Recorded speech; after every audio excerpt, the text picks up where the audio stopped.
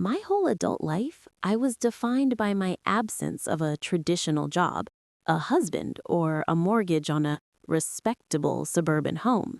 I, Jessica, was the free spirited one, the traveler, the one who worked odd jobs, which was their polite way of describing my unconventional career as a global asset manager specializing in distressed real estate acquisitions. My older brother, Daniel, was the golden child. He'd followed the predictable path: business school, a stable job in corporate finance, and, crucially, he married Emma. Emma was the queen of appearances, the one who managed the family's expectations with an iron fist wrapped in designer silk.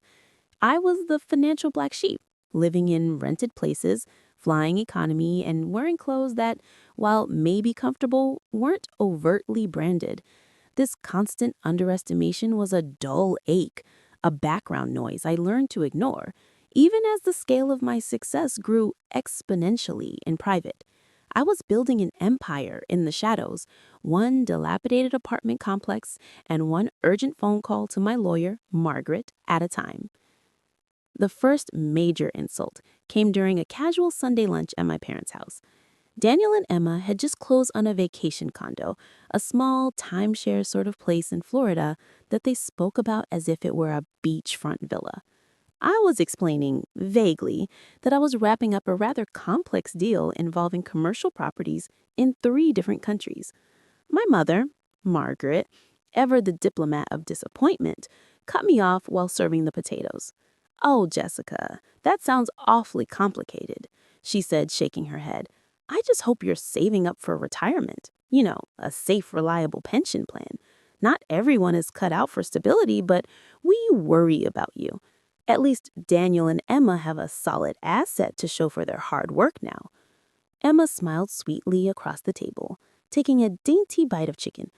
"Yes, Jess, real estate is so risky when you don't have a large, consistent income backing you up.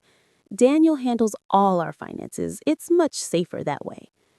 I just smiled, not bothering to mention that the risky deal I was closing was netting my fund an $890,000 success fee, which I was using to secure my first major investment portfolio. The weight of their assumption, however, was heavy. Another classic humiliation occurred at Emma's birthday party.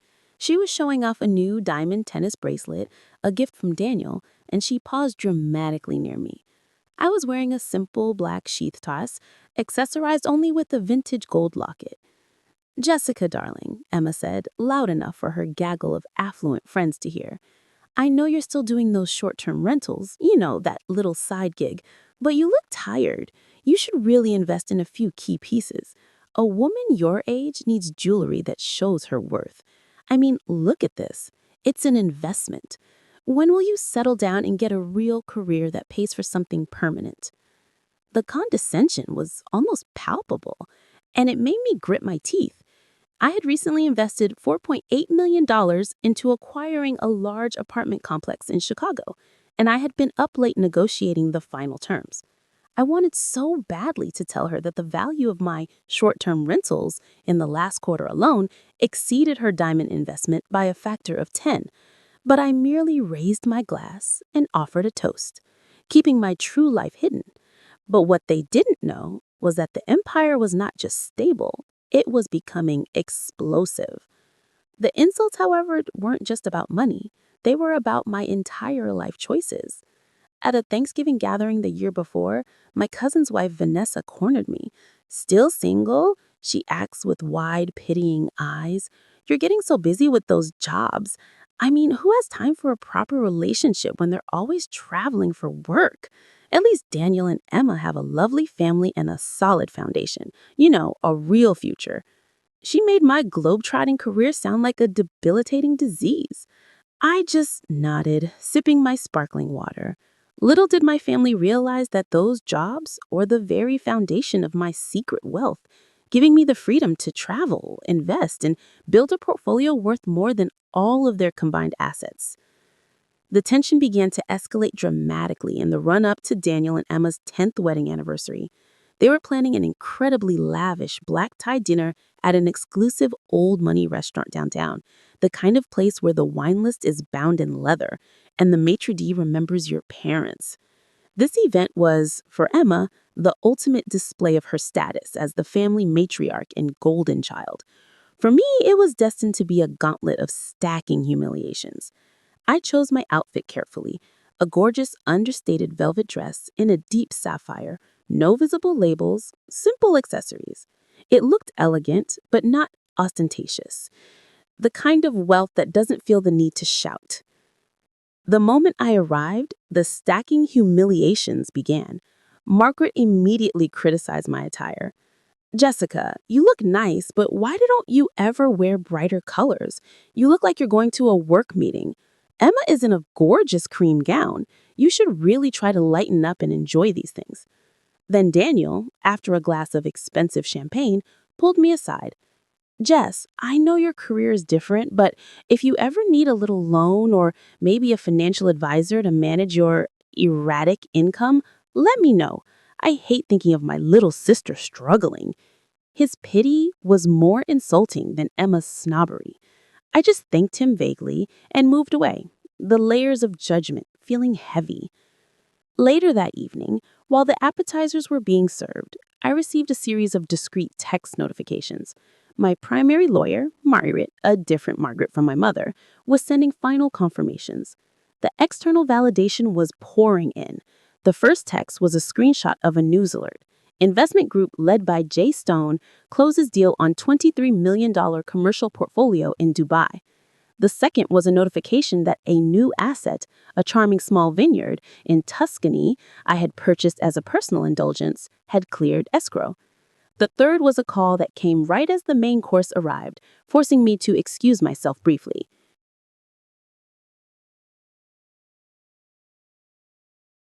It was my lead associate, Michael. "Miss Stone," he said, his voice crisp and professional. "I just wanted to confirm the full value of the domestic portfolio following the final Chicago acquisition and the liquidation of the California bonds. Your current total real estate assets, those held directly and those under the JS Acquisitions umbrella, stand at $6.2 million liquid equity, with an overall portfolio value of $45 million. He paused. "And the Forbes writer just reached out. They want to set up the photo shoot for the cover story." I stood in the quiet marble hallway, clutching my phone, the blood pounding in my ears. $45 million. And a Forbes cover. The internal struggle reached a fever pitch. I could walk away, savoring my secret victory, letting them remain trapped in their small world of snobbery. Or I could reset the entire family dynamic, forcing them to confront the truth. The timing wasn't ideal. It was their anniversary dinner, but the urge to silence their constant pity and condescension forever was overwhelming. I returned to the table, my decision made. I had been keeping a secret that was about to come out in the most spectacular way, triggered by the ultimate insult. The trigger came swiftly, delivered by Emma with surgical precision. We were toasting the happy couple. I raised my glass, offering a simple, genuine wish for their continued happiness. As I set my glass down, Emma leaned across the table, her face close enough that I could smell her expensive French perfume. She lowered her voice, but it was still perfectly audible to the 6 people at our round table. "Jessica," she sighed, shaking her head and giving me that pitying, downward glance she reserved for stray cats. "Honestly, poor thing. You really should find someone. It's so sad seeing a woman who was so smart, still wasting her potential, just bouncing around doing those little rental arbitrage jobs. You're almost 40. You need the comfort and security of a man and a real home. It's time you stopped playing at being a businesswoman and started living a real life. It must be so lonely." The words "poor thing" and "playing at being a businesswoman" hit me with the force of years of stored resentment. It wasn't a question. It was a final, damning judgment on my worth and my life's work. This was the moment. The calm settled over me, a calm born of unassailable power. I didn't raise my voice. I didn't get emotional. I simply met her eyes and offered a slow, deliberate smile. "Emma," I said, my voice clear and measured, cutting through the low hum of the expensive dining room. "That's a very sweet, if outdated, concern, but you really shouldn't waste your pity. I'm doing quite well."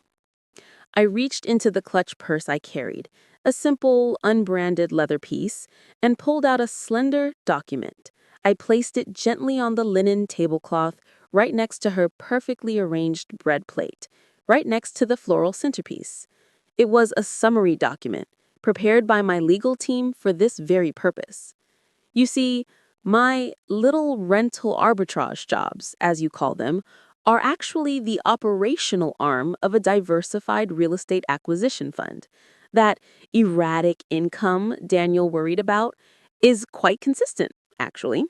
And my potential is thankfully not being wasted. I tap the document. This is a brief summary of my current domestic portfolio equity. As of today, the liquid equity available is $6.2 million. The silence returned, deafening this time. Daniel sputtered, dropping his fork. Margaret just stared. Emma's hand instinctively went to her throat, her eyes fixed on the number. But I wasn't finished. I pulled out a second document, folded neatly, the title deed to the vineyard.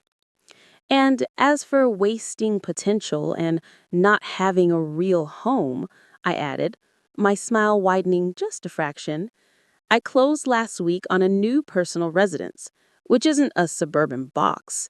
It's a 15th century, fully restored vineyard estate in Tuscany. It's my little place to settle down. The appraisal for that property alone is $14.5 million. The shock registered immediately, not just in their faces, but in the tense postures of their shoulders. Daniel was struggling to breathe. Margaret just stared. Emma's hand instinctively went to her throat, her eyes fixed on the number. But I wasn't finished. I pulled out the final piece of evidence, which had arrived as an emergency digital copy, the cover of the upcoming Forbes Real Estate edition, showing a sophisticated black and white photograph of me. I slid the image across my phone screen, turning the phone so Emma and Daniel could read the cover line. The Quiet Accusator, Jessica Stone's $45 million real estate empire.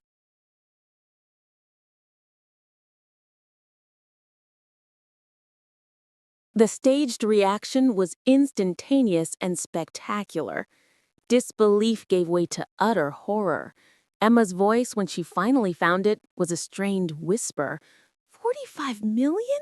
No, no, you would have told us. You would have boasted.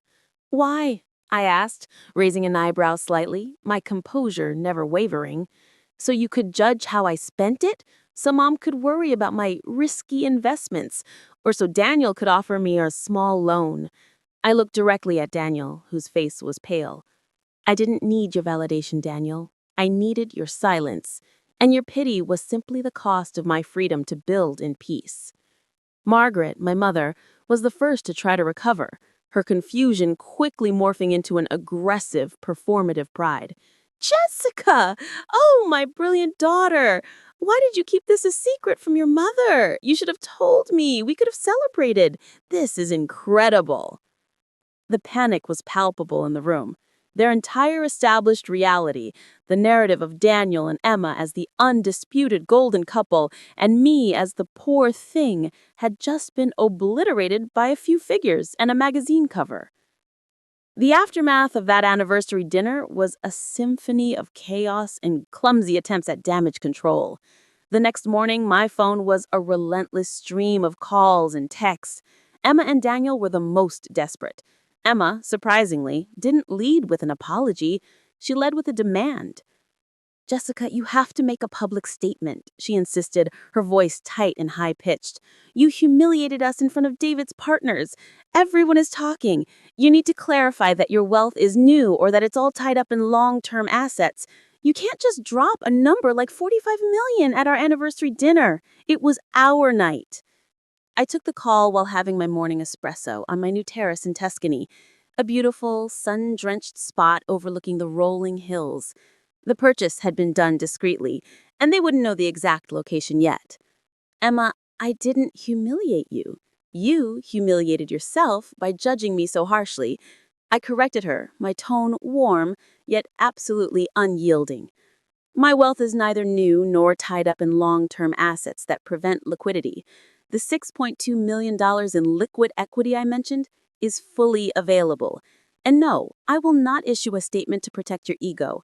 Your anniversary dinner became the site of my personal emancipation, not your downfall.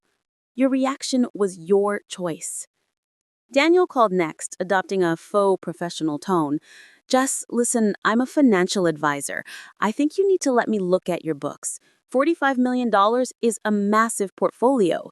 You need professional oversight. Those international investments are extremely complex. Let me manage this for you. It's what I do. Thank you for the concern, Daniel, but I manage my own portfolio.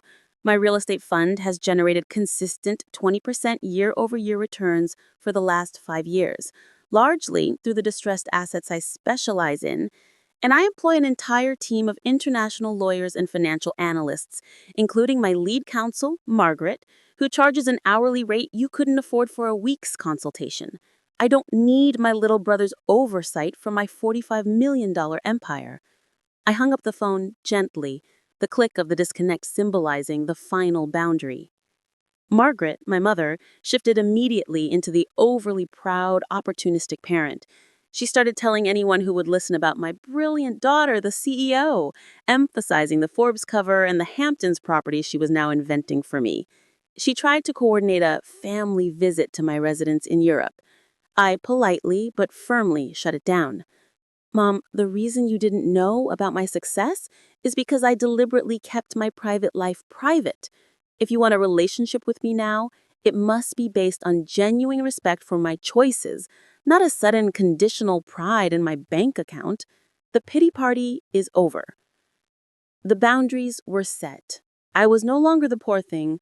I was Jessica Stone, the woman who had built her success in the exact manner they had dismissed. I showed them my thriving new life a few months later through a highly curated Instagram post. Not for them, but for me. It was a photo of me genuinely happy, standing on my Tuscan terrace, a slight baby bump visible, yes, Mark and I are expecting, wearing a simple white sundress with the caption, "Home is where the peace is," building my new life stone by stone. It was an empowering message. I learned the most profound lesson from those years of being underestimated. Their judgment was never a reflection of my actual worth. It was a mirror reflecting their own limited views and insecurities. They needed me to be the struggling artist so they could feel secure in their conventional lives. My ultimate victory wasn't the dollar amount, although $45 million is certainly a nice cushion. It was the quiet, confident knowledge that I had achieved true self-worth independently, without ever seeking their validation. I traded the pressure of their expectations for the tranquility of authentic success. To every woman who has been told she's playing at a career or is a poor thing for choosing her own path, build your empire in silence. Let your peace be your power, and let your self-worth be your ultimate, unshakable fortune. Because true wealth isn't the number on your bank statement. It's the number of people who can't take away your joy and confidence. My life now is a testament to that liberating truth. And what happened next was the peaceful future I deserved.